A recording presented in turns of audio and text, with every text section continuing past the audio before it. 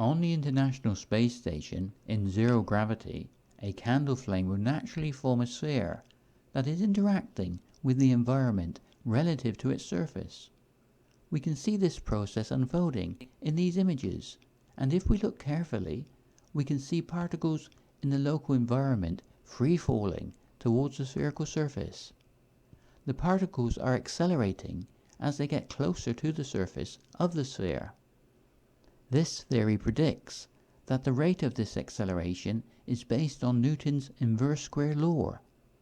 This is logical because the spherical geometry forms a force that acts uniformly in all directions from its center source, conserving the energy over the entire spherical surface.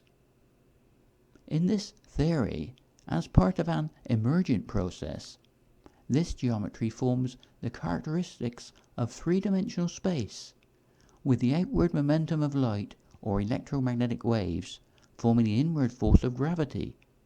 Because the light photon of quantum mechanics is the carrier of the electromagnetic force, this geometry links quantum mechanics and gravity within one process, giving us quantum gravity.